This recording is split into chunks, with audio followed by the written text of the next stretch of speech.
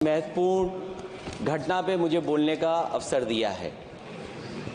संभल जो इसलिए जाना जाता था कि भाईचारे के साथ वहाँ रहते हैं लोग, वहाँ अभी से नहीं सदियों पुराना भाईचारा हजारों साल से इसी तरह रहते आए हैं।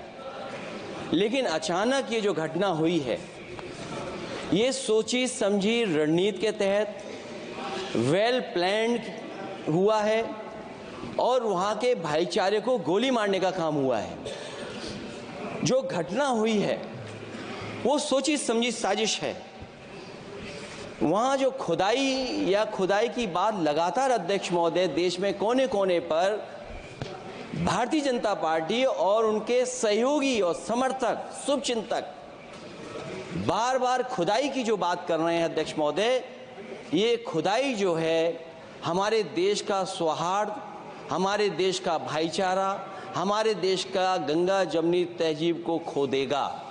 मैं आपका धन्यवाद इसलिए भी देता हूं कि इस महत्वपूर्ण जो साजिश हुई, और वो साजिश सोची समझी इसलिए मैं बोल रहा हूं।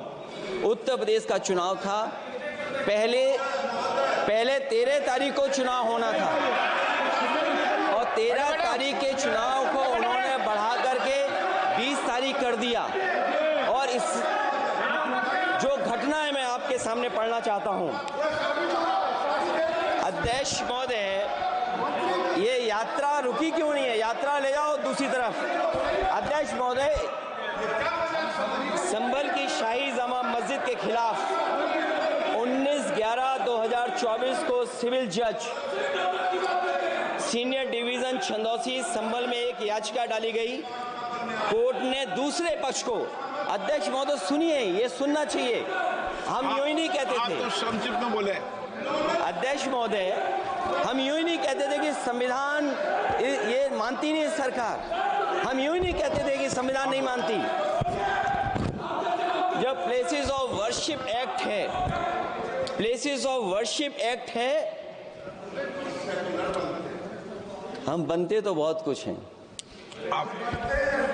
संभल के शाही जामा मस्जिद के खिलाफ 19/11/2024 को सिविल जज सीनियर डिवीजन चंदौसी संभल में एक याचिका डाली गई। कोर्ट ने दूसरे पक्ष को सुने बगैर उसी दिन 19/11/2024 को सर्वे के आदेश दे दिए। ताज्जुब की बात है, संभल के जिलाधिकारी संभल और पुलिस अधीक्षक संभल आदेश को पढ़े बगैर 2 घंटे के बाद सर्वे के लिए पुलिस बल के साथ शाही जामा मस्जिद पहुंच गए।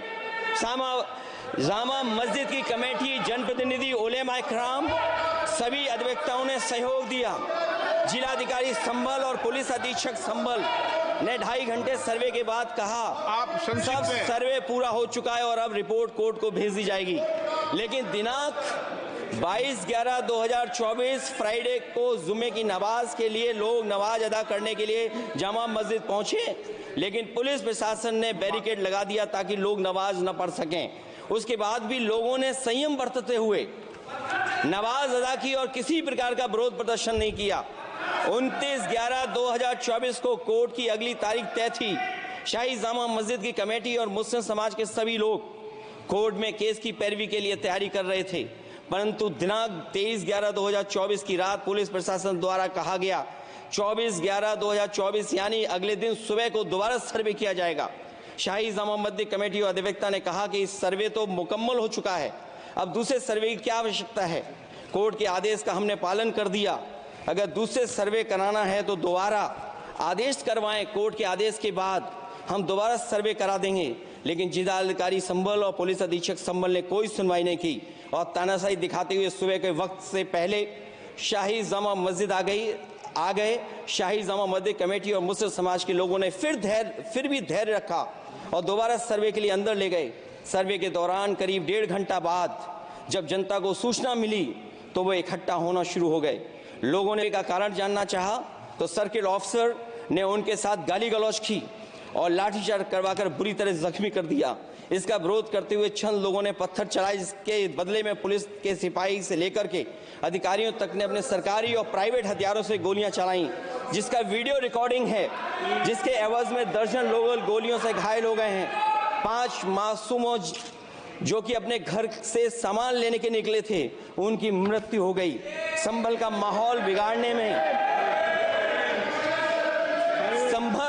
संभल का माहौल बिगाड़ने में याचिका दायर करने वाले लोगों के साथ पुलिस और प्रशासन के लोग जिम्मेदार हैं। इनको निलंबित किया जाना चाहिए और हत्या का मुकदमा चलाया जाना चाहिए, जिससे कि लोगों को इंसाफ मिल सके और आने वाले समय में कोई इस प्रकार की संविधान के खिलाफ